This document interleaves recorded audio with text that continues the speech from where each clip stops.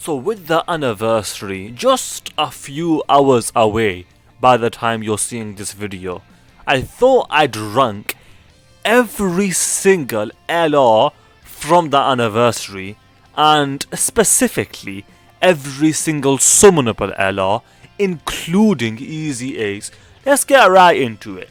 Coming in at number 1, I think this unit is gonna be one of the most obvious units in this video with his placing, or with their placing. There's two of them. And the number 1 unit, as you see, is the GT Duo.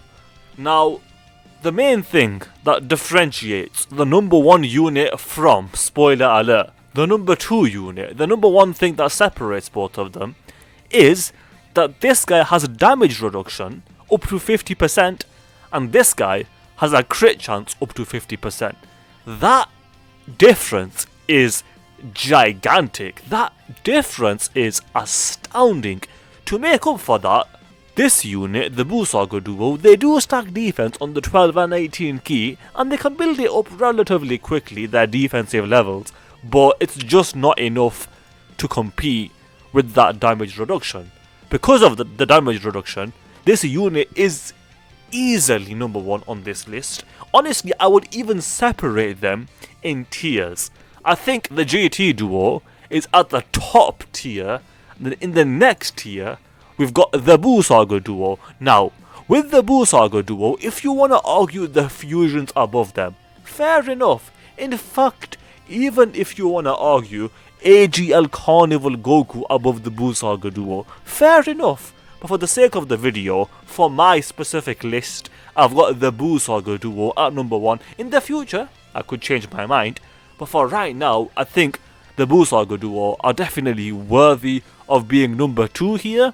I've seen people saying that this unit is somewhat underrated. I don't know if I agree with that, but if people are actually really hating on the unit, then I probably would have to agree that the unit is underrated. Overall, the main thing about this unit is the standby skill. If you take away the standby skill, this unit is definitely not number 2. But with the standby skill, the unit is definitely number 2. Well, the unit I would say is number 2. And the amount of damage the unit does, like, the unit is definitely worthy of being number 2. And then coming in at number 3, I've got Vegeta. So number 4 is Gogeta. And the reason I've not got them tied is as simple as this. Vegeta is more consistent, Gogeta has the higher cap. Meaning Gogeta could hypothetically do more, but Vegeta will do more consistently. And I prefer consistency over the higher cap. So at number 3 I've got Vegeta, and at number 4 we've got Gogeta. And then at number 5, this should probably be obvious, but I've got AGL Carnival Goku. Now you all know how good this guy is. As a matter of fact, if you want to argue this guy as number 2, if you take him all the way up to number 2, I wouldn't even blame you on this list. But for me personally, I've got him in at number 4, which is a really good spot for the anniversary. So we definitely do take that. The guard, the stacking defense, those two things combined with the healing, with the offense. His offense isn't spectacular, but it's not bad with everything else that he does. The self-sufficiency, even the leader skill ain't bad, to be fair, as well. Like, the unit is definitely really good. Like, you can't argue with that. What is the link set saying? The link set is meh. Like, it really is not that good, but combined with the fact that he is self-sufficient, it's fine. The only issue I've got is that the guard is only 6 turns, but as the game has gone so far, that is more than enough. In the future it might not be, but for now and for the foreseeable future, it definitely is enough guarding for the first 6 turns, and even after the guard wears off, his defense has usually stacked up to a decent point, and by a decent point I mean over 1,000,000. So coming in at number 6, we've actually got Kid Gohan. And yes, the Kid Gohan, he's not top 5, but he still is pretty good. Like, he is borderline a top 10.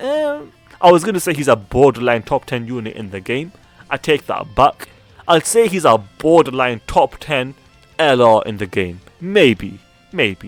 Probably not. He's close. He's close to top 10 LRs, so I'll give him that. The main thing that makes this unit super good is the fact that he gives damage reduction to basically the whole rotation for the units that attack after him. So if you have him in slot 2, which is realistic, he will have the damage reduction against the enemy he hits, and that will not wear off even for the unit that attacks after him. So basically this unit and the unit that attacks after him would both have basically 30% damage reduction, and because of that the unit is super good. And then coming in at number 7, we've got Spirit Bomb Goku. Now this unit is not bad, let's just say that. He's not spectacular, in fact he could have easily been better, but he is decent. He starts off at full power, which is definitely a nice thing. He creates rainbow orbs, he can get some damage reduction, so he definitely is solid. He just could have been better, quite frankly. Like, focus less on the attack and focus more on the defense, and that would have been sick. But as it turns out, he's good.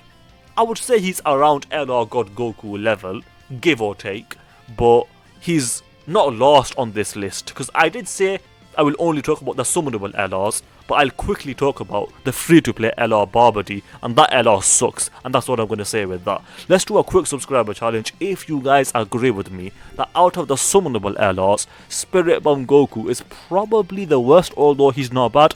Then you have to subscribe, because that is the challenge. With that said, I hope you guys enjoyed the video. If you did, then do subscribe, especially if you just failed that challenge, because that is the challenge. Also do leave a like and comment, because those things do help out. With that said, thanks for watching, and I will see you guys next time.